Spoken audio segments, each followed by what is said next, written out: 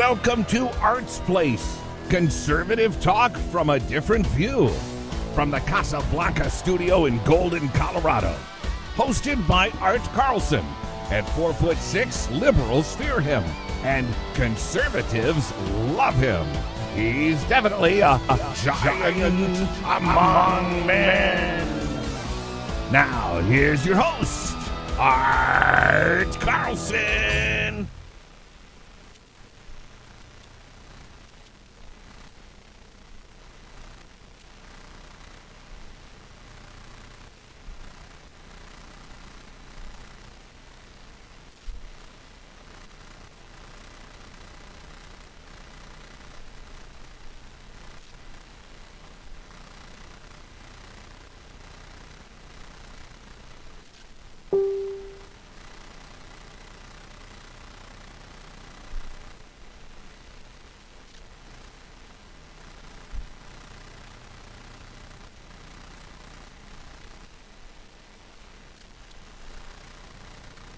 Oh, you son of a fucking bitches!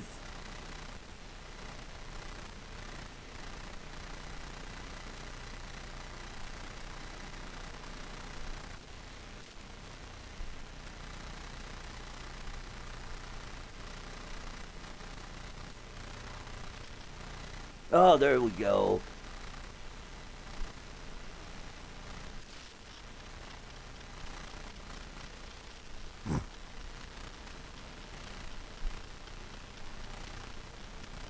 Oh, come on!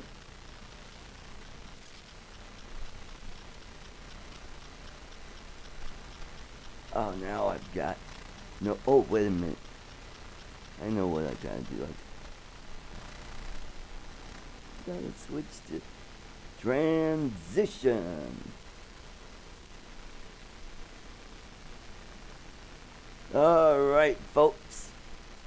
Woo-hoo.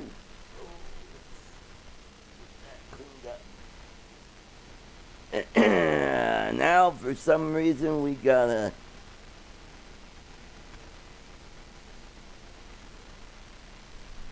Okay. To watch it. Excuse my language there earlier. Just a little frustrated trying to get this set up. So... There we go. Now we got picture on here. Let's go.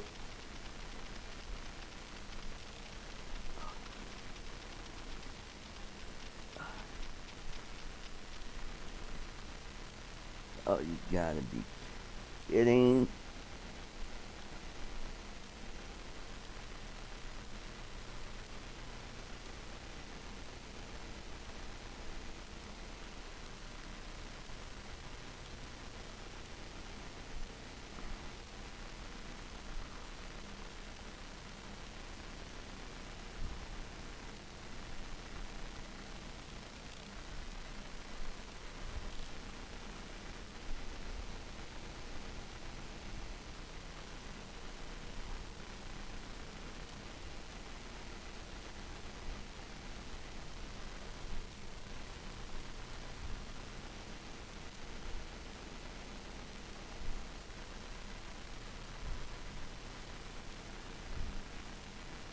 Okay, we're almost there, guys.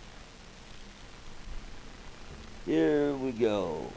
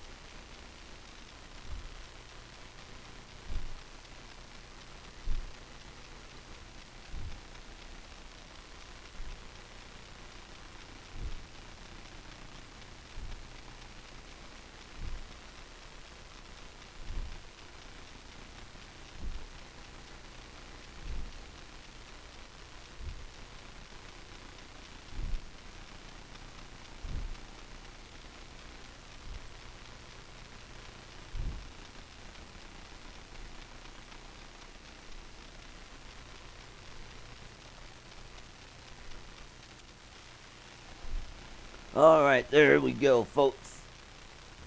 I hope this looks good. I'm using the light of the day, and oh boy, we got a good show. This special show today. Couldn't do it last Wednesday. I had some. Well, I went to the dentist, and it really wasn't feeling all that great. So I've decided to have a special Sunday show just for you guys.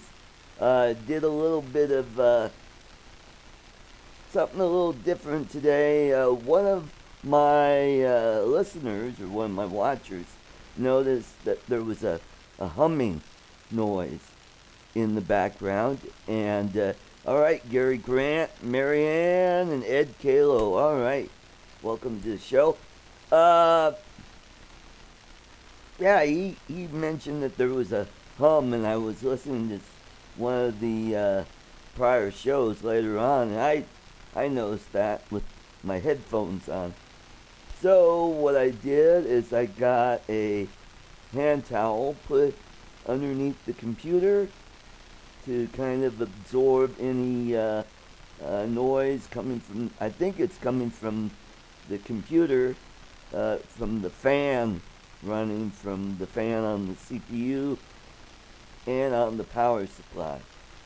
So I'm trying this out to see if that alleviates that problem. I also put a hand towel over the side of the computer. Hey Lynette, thanks for joining us. So hopefully it'll take care of that problem. Also, same person says, hey, we don't care about the Philippines. Stop talking about the Philippines. So I won't be talking about the Philippines, but we'll talk about more government stuff. The legislature, and this time I took notes. So we will be working from notes today. So as you notice up above, I've got quite a list of topics to cover. All right, we just had the Nunes memo just come out. And what does it mean? What does this all mean? Well, it turns out the Democrats and Democrat bundlers have paid for a fake dossier to get a wiretap from FISA to wiretap Trump. So remember way back when Trump said he was being wiretapped? It turns out that was true. And why would anybody need to wiretap Trump? I mean, he's a candidate for president. I think that's highly unethical, and it's just plain wrong. I mean, it just has a smack of Watergate to it, and also they got the wiretap, and then but the judge, did he know that the dossier was false or not? So this could turn out to be a huge scandal that could go back to the previous administration, and people could be going to jail for this. And it would really be interesting to see if a former president ends up going to prison. And I bet you just before that's about to happen, Obama will he'll flee the country and go to a country that has no extradition with the United States, whether it's Brazil or his native homeland of Kenya or Indonesia, possibly.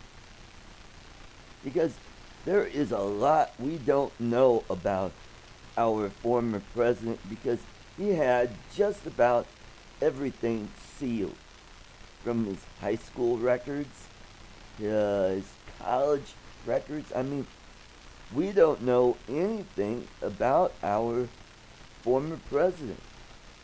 The things we do know is that he was supposedly born in Hawaii. Frankly, personally, I think he was born in the United States. I think he's a big time Marxist socialist, and he grew up in that background, and he grew up as an anti American thinker. So, what happened was, anyway, let's fast forward to now.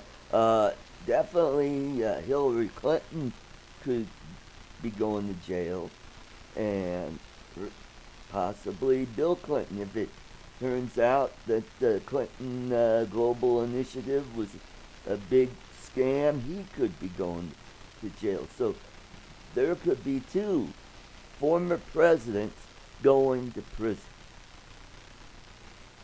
Also, this could go on down the line where Eric Holder could either go to jail or have a huge fine, lose his law license.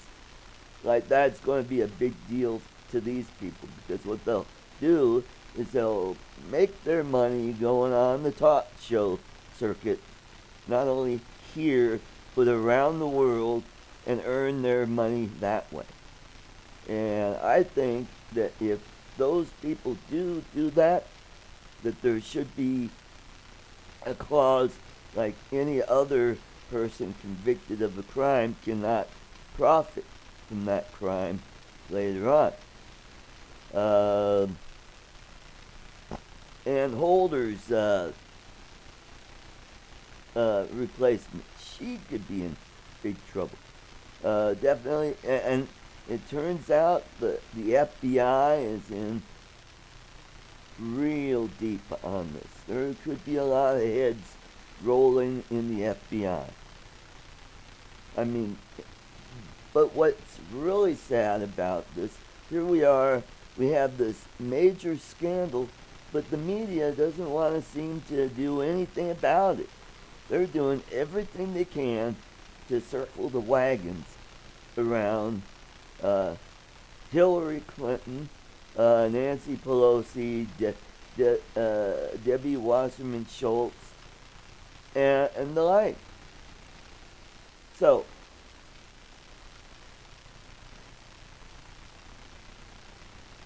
there, and it could be, if this is all true, then maybe Flynn's conviction can be overturned and thrown out, because all of this stuff was taken under false pretense, and anything that was used in that investigation to nab Flynn in a lie, which it's a process crime. What they basically did was ask him a bunch of questions, and then they would try to trip him up with trick questions and come back and say, well, you lied on this, and did you misstate or did you lie? And, and that's how Scooter Libby got nabbed.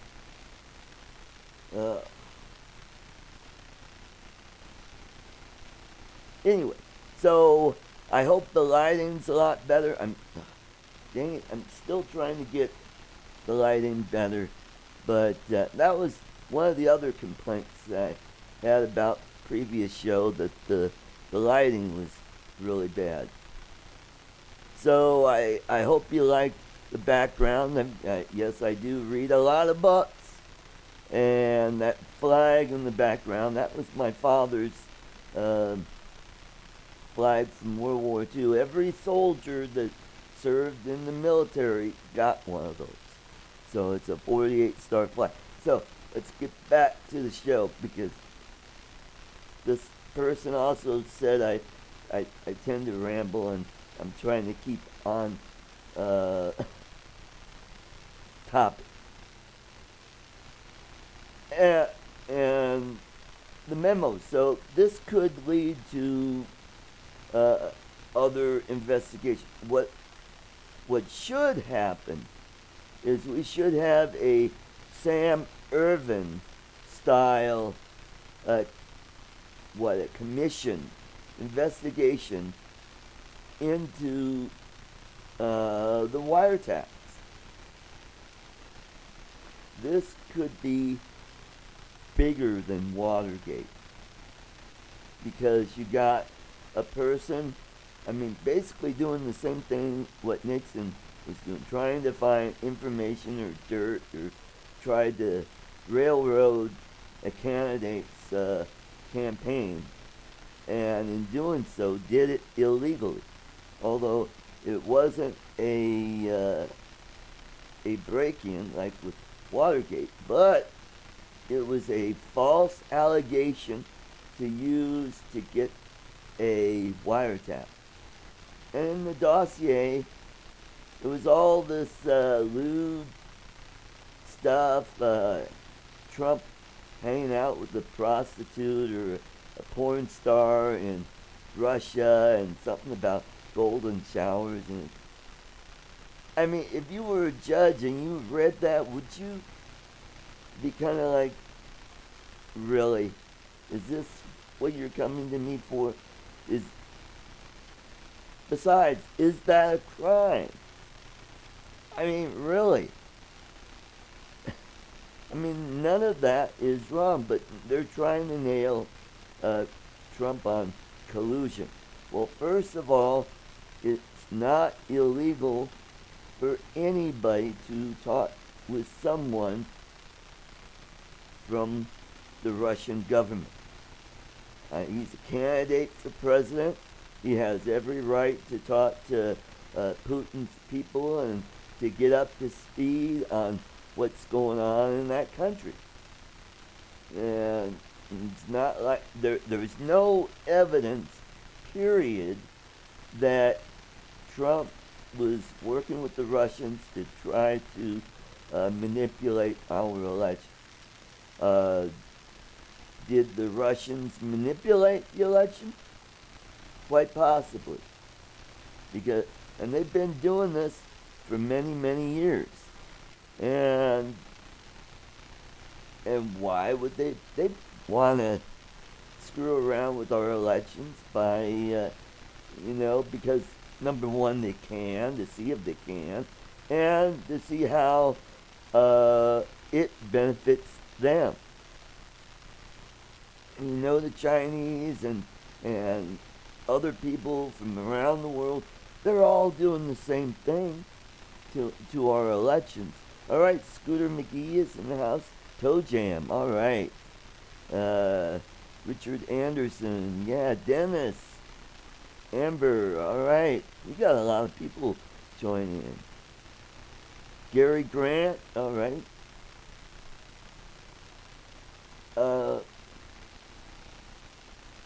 So we got they're trying to say that Trump colluded to change the election. Now it's looking like it's the other way around. It's the Democrats that are trying to change the election.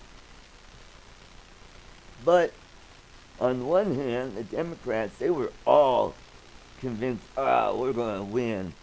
Anyway, there's no way Trump's going to win this one. And they went in this whole thing, and when Trump won, they were like all dumbfounded.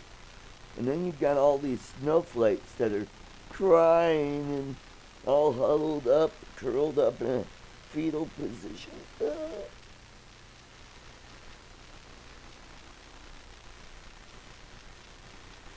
And so there's a lot of stuff going on. So this needs to be investigated. So somebody on the Republican side should start a Watergate-style commission and have people come up under oath give their testimony, starting with Loretta Lynch, Hillary Clinton, Bill Clinton, those FBI agents that made up this dossier, this phony dossier to get the wiretap. And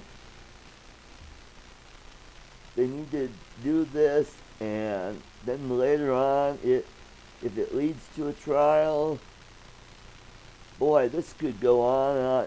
The thing that bothers me about this is that Mueller has an agenda, and he wants to drag this on as long as possible to see if it affects the outcome of the midterm election. Because who knows, this could be the thing that flips the House for the Democrats and possibly the Senate. And I could say with pretty much certainty, if that happens, they will impeach Donald Trump. Even though he's done nothing illegal. Is he a braggart? Is he brash? Is he, yeah, he is. But that's not illegal. He is the president of the United States, and he was fairly elected by the people. And what gets me is this idiot Robert Reich making these stupid videos saying, we need to impeach Donald Trump because he did this, that, that. And what I find ironic is his last name is the same phrase that the Germans used during World War II, and we defeated the Third Reich in 1945. I mean, this is what really bugs. It doesn't bug me. It amazes me. The things the Democrats do. They think they're always acting like they are the smartest people on the planet. They'll say, let's get someone to make these videos so we could impeach Donald Trump and change the electoral college system. Let's get rid of that. That's so unfair. Should be by popular vote. And they picked the guy with a German last name that goes all the way back to Nazi Germany. And then, after Donald Trump's big speech, who did they bring out? Joseph P. Kennedy III. The drooler from Rhode Island. The red-headed stepchild, well, the redhead from the Kennedy clan. And his great-grandfather was an admirer of Adolf Hitler. He thought he was trying to convince the British government, hey, this guy's not bad. Just let him have all that stuff, he's not bad. I like some of the things he's doing. They didn't think about that. They didn't think, maybe our opposition might say this and blah, blah, blah. It just boggles my mind that they do stuff like that. Oh, and then on top of that, Nancy Pelosi had her famous filibuster, and she was, of all books she was reading, was the Bible. Which is ironic because in the 2012 convention, that they removed God from their plank. And not once, not twice, but 3 times. Who does that remind you of? Wasn't that Peter who denied Jesus 3 times? All right, moving on to our next topic. And this is about how the Me Too movement has worked its way into the Colorado legislature. Well, it all started off with Steve Lebsack getting hit with a sexual harassment complaint by Stephanie. No, anyway, Miss Winters. And she's a state representative. And she's a state representative who's going to run for the state Senate seat that's held by Beth Humenick. And the Democrats are hoping to flip that seat, and that would give them the majority. Because Kevin Priola just won his seat last cycle, so he's got another 2 more years left in his term. So they're going after Beth Humenick, and they think that there's probably a power play here to get her name out there so that she could play the victim and take that seat. And Steve Lebsack, he's a Democrat who's running for state treasurer. And on top of that, now the Democrats, legislative aides or somebody, now they're all coming out and saying, well, these legislators sexually harassed me. And I think one of them was, well, I know that they were going after Senator Baumgardner, and who else? They're going after a couple more state senators, and they're hoping to flip the Senate to the Democrats.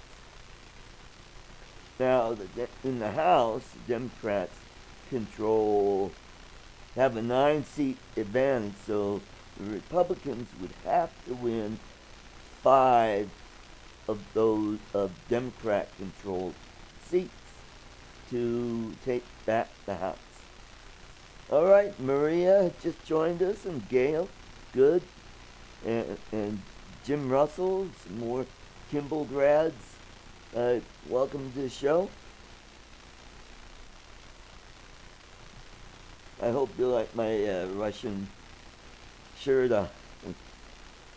Anyway, so that's what's going on here in Colorado, and how the Democrats are trying to weaponize politics by getting their way. So if anybody, Scooter says, I was stunned Bible didn't burn Pelosi. Sad we can't tell the difference between North Koreans and Democrats. That's good, Scooter. Scooter has his own live show that he does once a week. It's a live Facebook show. He also has a show, I believe, on in the mornings at KFKA out of Greeley, Colorado. So if you get a chance, give this guy a listen. I listened to some of his stuff, and it's not bad. It's pretty good. Also, before we move on to our next topic, I want to ask you guys, do you prefer the show to be on, okay, Scooter says his show, it's not in the morning. It's weeknights, 9 to 12. Thanks for that update, Scooter. Do you prefer the show? It seems like I'm getting really good bandwidth on Sunday afternoon. So maybe what I'll do is I'll do Art's Place on Sundays from now on. It seems like I'm getting daylight sunshine that makes so you can see my mug a little better, and I'm getting a pretty good group of people here, so that's good. The downside is my peeps from the other side of the world over in Asia. Uh, they're still asleep. Let's see. Okay, it's nearly 1:30, so it would be 4 a.m. Monday over there. Also, this is I think this is a little more conducive because I'm not tired because lately I've been doing a lot of overtime work, and then I have to slam dinner down, get the show ready, and sometimes it takes a while to get everything up and running to get this show going. Uh, so without getting all technical and stuff, let's keep on rolling. So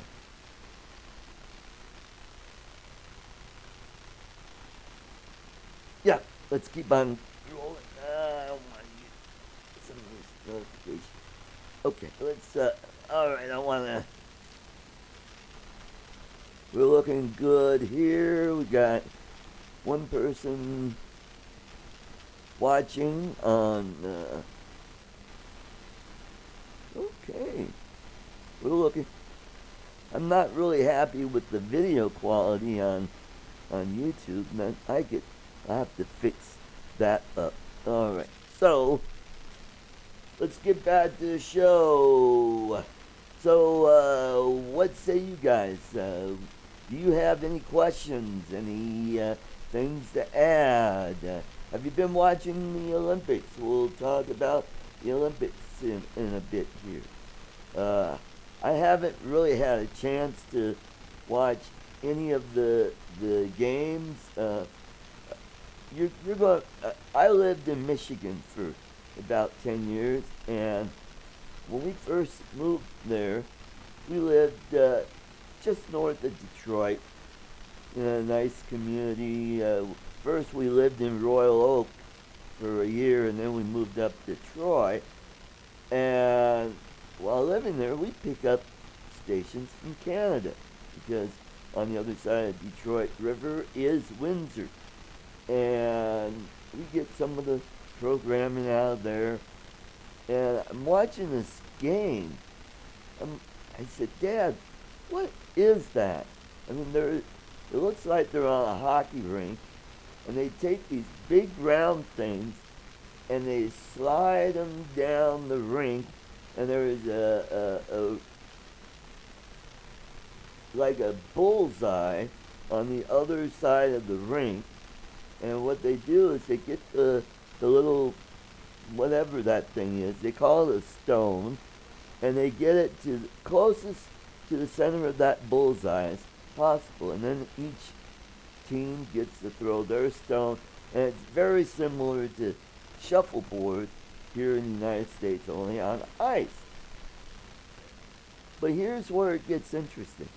When that thing is going down the ice, you have like two, maybe three people in front of that stone. They're sweeping. It looks like they got these little brushes in front.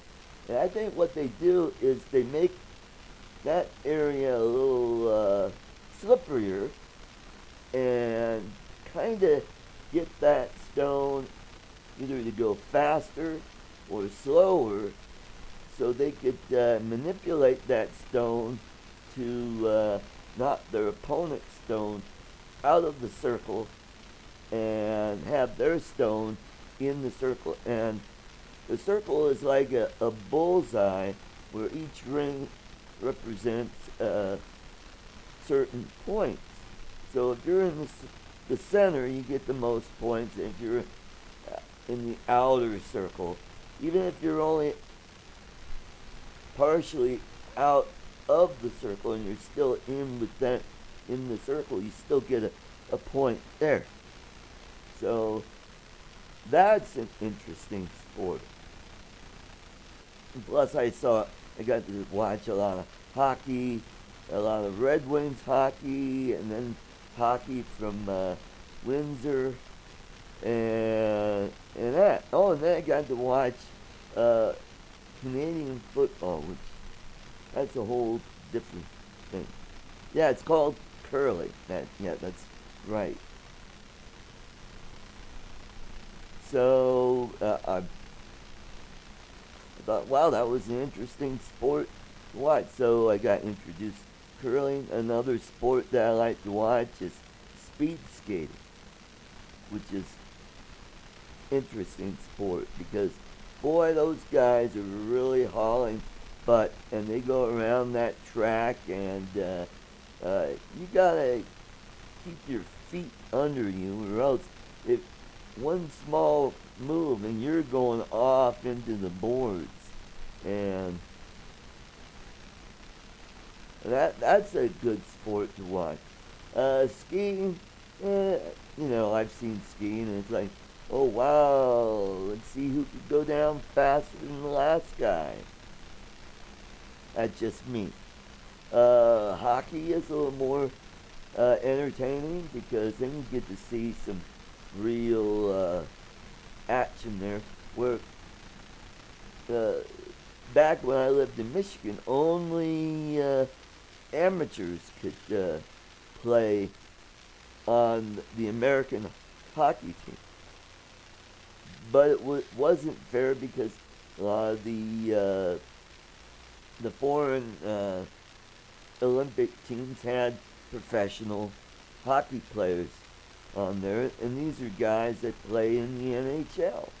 So after a while, then they started letting Americans from the NHL compete on the Winter Olympics for the United States. So there are a lot of NHL players from Finland, Sweden. We had Peter Forsberg from Sweden. Norway has a lot of NHL players here. Russia, Latvia, Lithuania, Estonia, Ukraine. Not so much Ukraine, but a few from Belarus, and so on.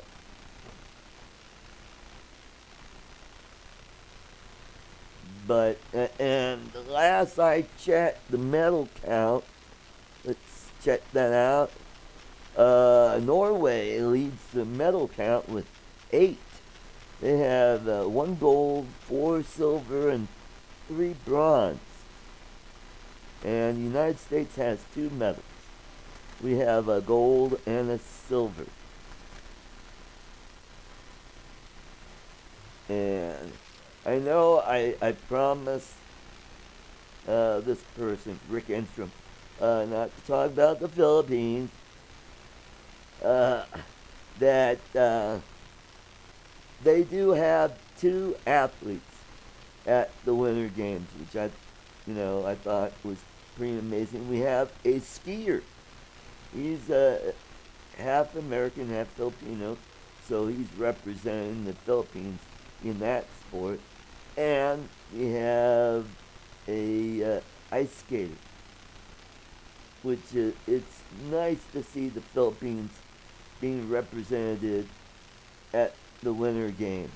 It would be nice if they had more people there, but kind of hard to have winter sports in a tropical place. But at the Mall of America, they do have a skating rink there. So, all right, Rick, I promise I'll get back. So, we're talking about Winter Olympics, and yes, we have some crybabies on our team. One of the athletes decided he wasn't going out for the opening ceremonies because he lost the coin flip to carry the flag. So he's all mad and pissed off, so he didn't go to the opening ceremonies. What a flippin' crybaby there. And we all know Lindsey Vonn has all, made her statement about Donald Trump and blah, blah, blah. Now we've got a couple more idiot athletes doing the same thing. That they will not go to the White House after the Olympics when they have the big, when all the Olympiads go to the White House. All right, Gail, Kelly, welcome to the show. So, I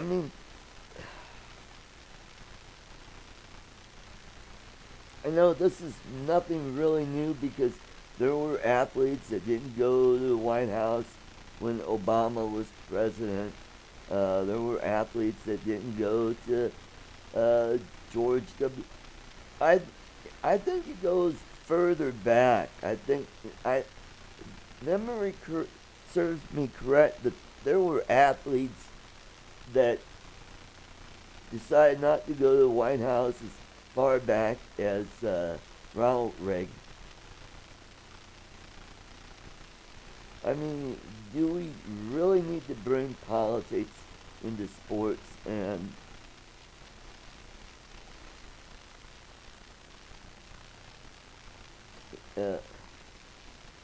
now we got a couple idiot Philadelphia Eagles players that aren't going to the White House when the team goes to the White House for their championship ceremony there. I'm not going to, but that's nothing really new. Their athletes have been doing that for quite a while, but why not just shut up, go out there, do your best, and bring the gold or whatever medal, do the best for your country. Don't worry about who's the leader of the country if you don't agree with their politics. And, alright, we're talking about Donald Trump here.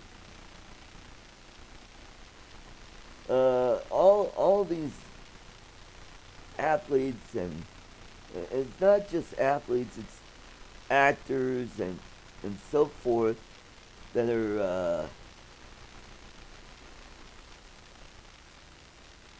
that are all of a sudden against Trump, where 5 years ago they weren't saying the same thing about Donald Trump. They were all buddies.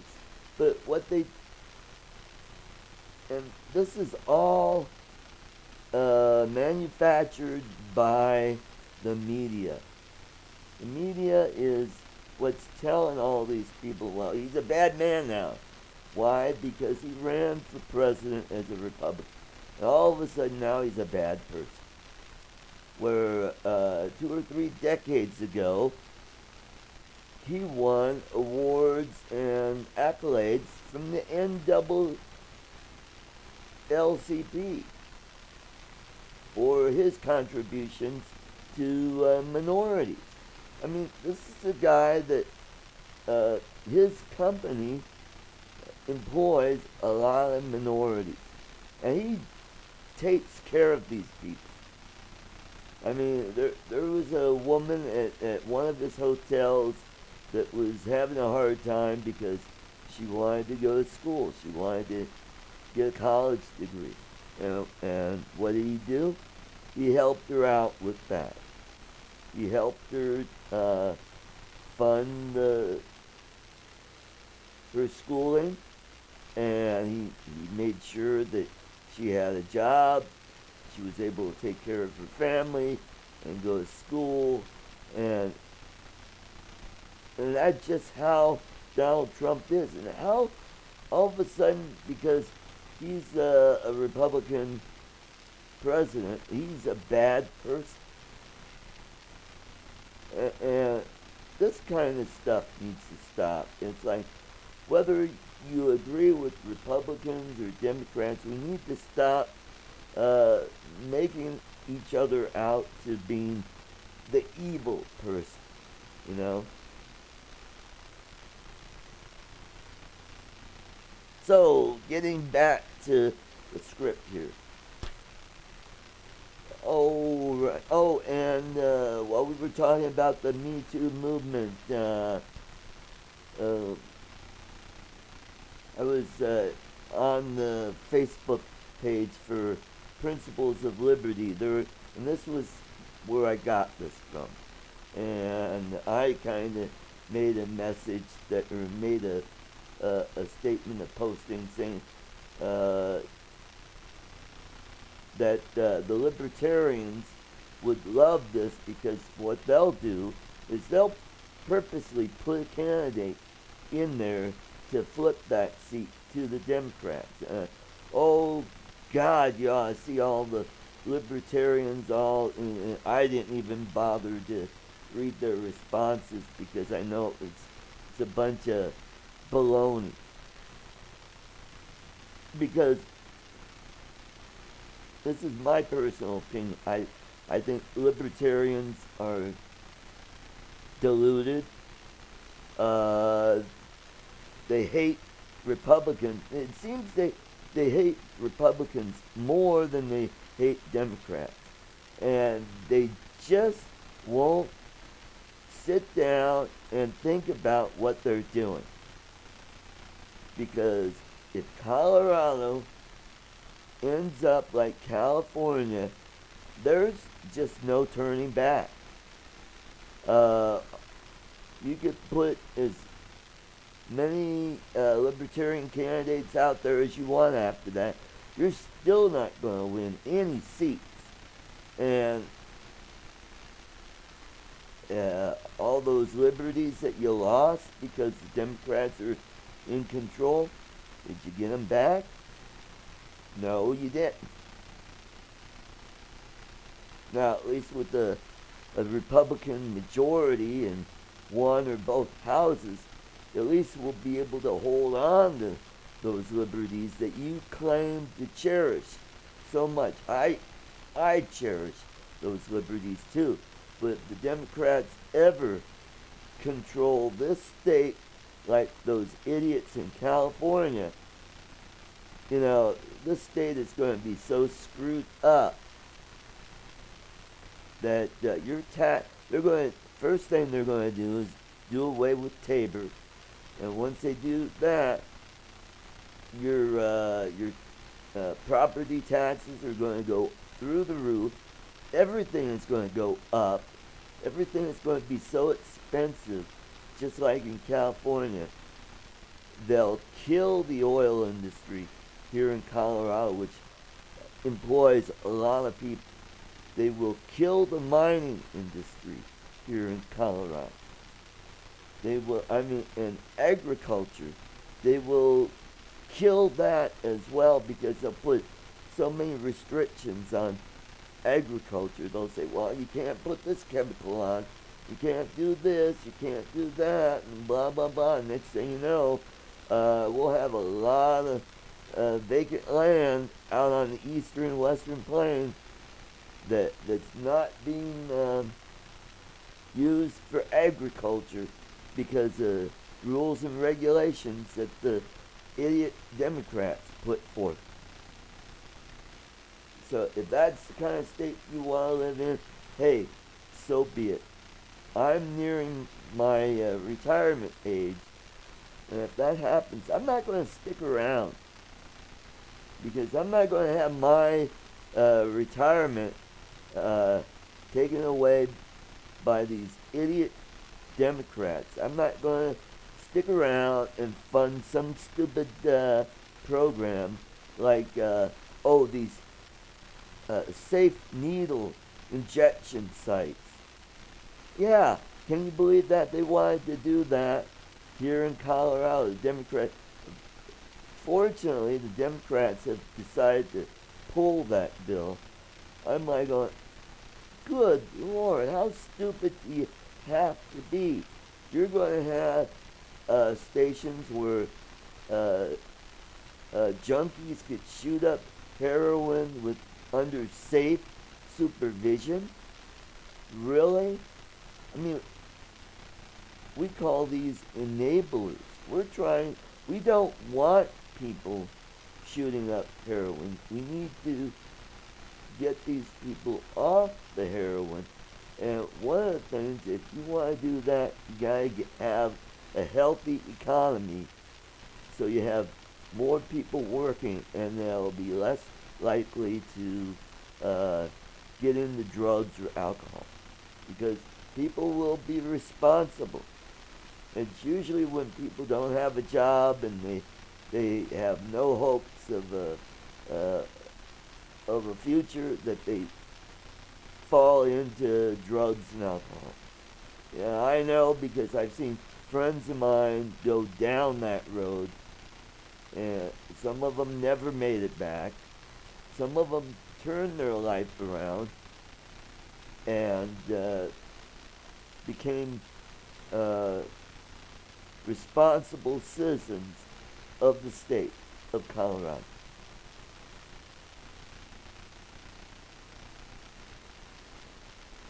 Ah, so don't get me going on that. That just uh, uh, in the day, back in the 70s, we called these places shooting galleries. That's where all the addicts would go to the alley, and they would just help each other to tie up, and you know. Yeah, that's right, Bradley.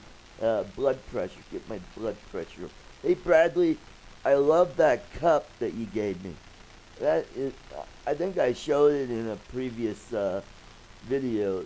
Bradley, he has his own company. It's called the Fugly Mug Company.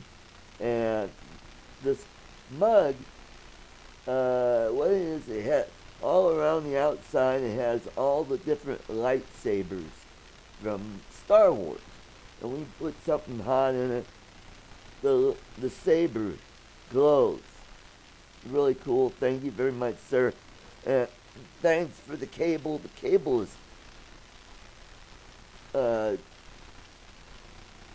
making this show much better, because getting better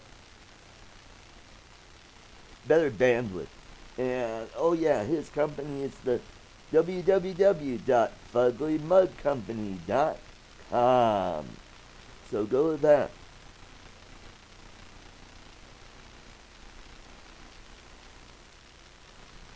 All right, let's go on to the next topic here.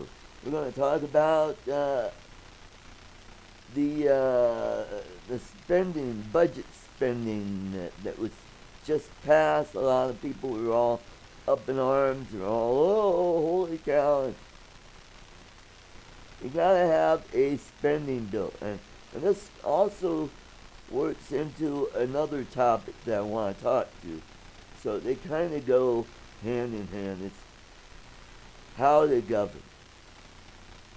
Now, I've been following a lot of postings on Facebook about the government shutdown and spending, and oh, we got a $20 trillion debt. Oh, how are we going to fix that if we don't control spending? Oh, it's out of control. Oh. Danger, Will Robinson, danger, danger. No matter how you cut it, government spending is always, excuse me, I almost did Kennedy, is always going to grow. It's the rate of growth is how we control it.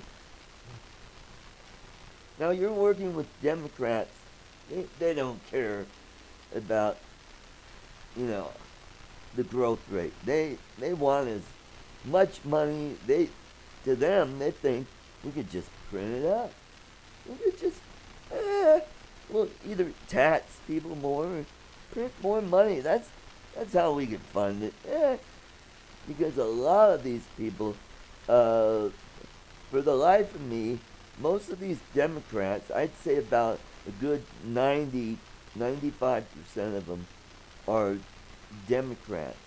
And yet none of them have a clue about spending, about budgets, about business or economics. They really are economically dumb. And how can you run a law office without understanding costs and revenue? Really, I mean, if you own a law firm and you're paying these partners X amount of dollars and you're only bringing in so many dollars, well, if you're not meeting your budget, what are you going to do? You either fire someone or you ask for a reduction in their salary. No two ways about it. So, excuse me, here I'm getting a little parched. Some product placement here.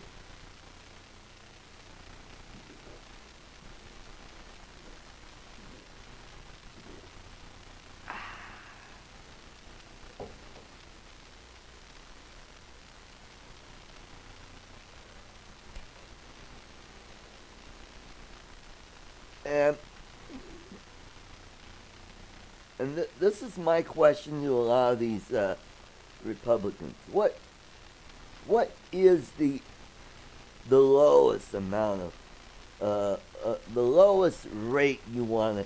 Do you want a zero growth in the budget? That's not likely going to happen. Have you ever noticed that every year your costs keep going up? And that's because when the company is doing well, and they want to reward or hang on to the employees that they have, they give them a little raise. Well, that's going to add to their costs, but they get more production out of it. And when you do that, that increases your cost. And it'll also, on down the line, your materials will, the price of materials will go up, and so forth and so on. I mean, it's just how economics work. We call that inflation. And it all depends on what you're willing to accept. Democrats, they don't care about the growth rate. They want the moon. So you gotta compromise.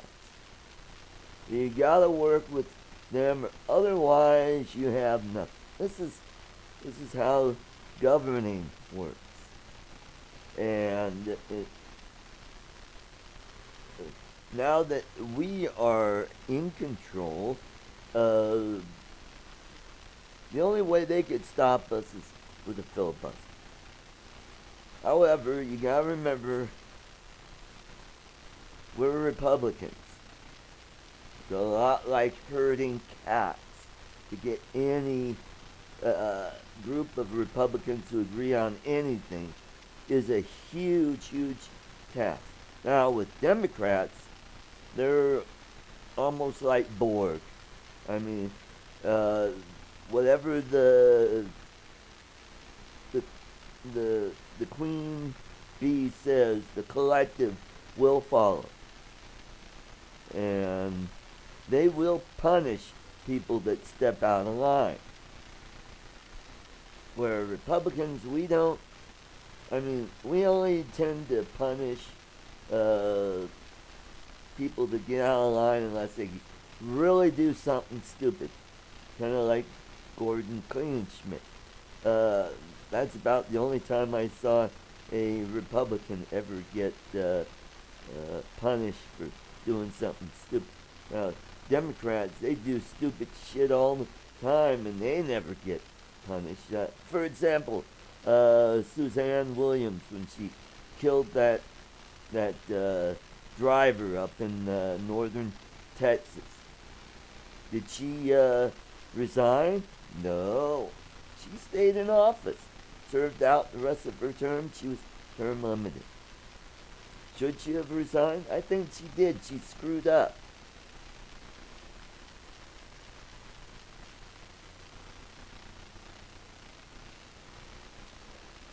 Bob Forsgren, all right.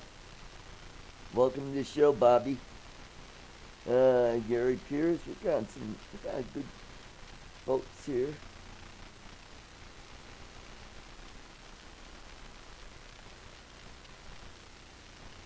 So, and that's how government works.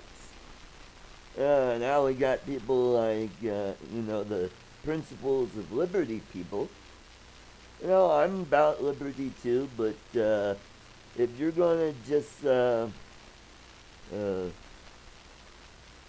throw people under the bus just because one of your guys sort of, went a little wobbly on a few bills, you thought it was okay for the libertarians to come in and undercut her and throw her out of office. Because Laura Woods was doing some really good stuff. She helped us to get that civil asset forfeiture stuff under control. Although it's just me, I'm really for civil asset forfeiture because this is how you get back at the drug dealers and all the criminal activity. And I'm realistic about this. If you're an idiot walking around with 80, 90, 100 grand and you get nabbed by the cops, you're up to no good if you're carrying around money like that. Because any normal, sane person would never carry that large amount of money. Unless you're a TV person, like the guy from, Gas Monkey, where he buys cars he fixes up and he pays thousands of dollars. And he comes up to the person and he opens a suitcase and there's wads of $100 stacks of $100 bills. Oh, you want 80 grand? Well, here you go. And same thing with that Rich Wyatt when he had his gun show. And that's how he operates.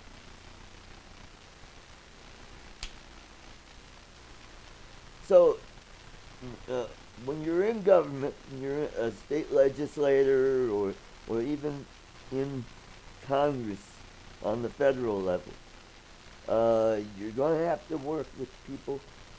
You're going to have to what we call horse trading, where you go to somebody that you know that can help you pass this piece of legislation or this bill. Say, hey, Sally, you know that bill you're trying to get through? I might be able to, throw my support with you, and maybe I could get a couple of other my folks to help you out. If it's all about you scratch my back, I scratch your back, and it's all about cooperation. We got to have that kind of thing moving.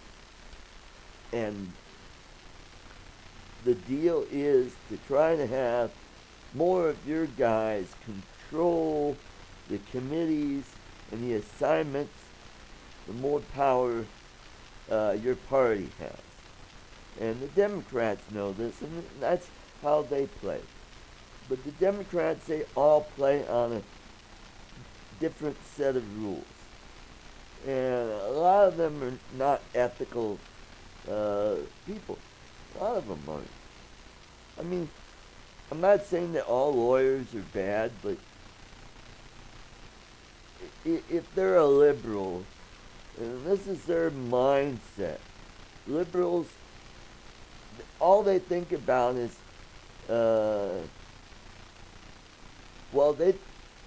their thinking is the only way you could get ahead in life is to screw that other person. They think that that's how things are done in the real world. They think somebody's getting screwed somehow, so they figure, well, hey, if I want to get what I want, I'll screw that person. And that's just not right, and that's just not how I would say a huge majority of Republicans operate. Because I would like to think that the Republicans are a more ethical party when it comes to things like that, because we really honor character and honesty. Democrats really don't give a rat's butt about honor and integrity. Well, they'll say they do, but they don't. I mean, look at Bill Clinton. But that's for another show. Alrighty, so I think this is a good start for a Sunday edition of Art's Place, and I want to thank you all for coming to the show and being part of the show. Scooter McGee, thanks for your input here. I think this show is going to be much better on a Sunday because, well, I'm getting more bandwidth and I am a little more there where weeknights I'm just like so exhausted from all those hours of overtime. And that's something you gotta do when you have a loved one overseas that you're trying to get that situation take care of. And my goal for this year is to earn a lot of money, just like everyone else. But my goal is a year from now, I will be in the sunny Philippines for a while, getting things worked out with my honey, and we'll see what happens there. And I got this drone business going here. You want to move the camera around a little bit. See some of my drone, and then got there you can see my Bugs 3, my first baby.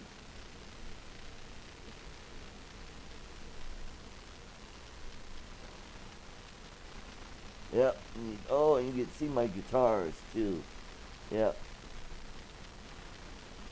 So later today I'm going to be doing some more recording here and working on stuff to upload on to YouTube, and then I'll get that on the Facebook. So thank you very much for coming to the show. You have a wonderful Sunday, and God bless. Goodbye.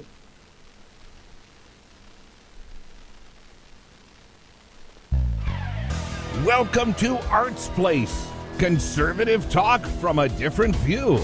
From the Casablanca studio in Golden, Colorado. Hosted by Art Carlson. At 4'6", liberals fear him, and conservatives love him. He's definitely a giant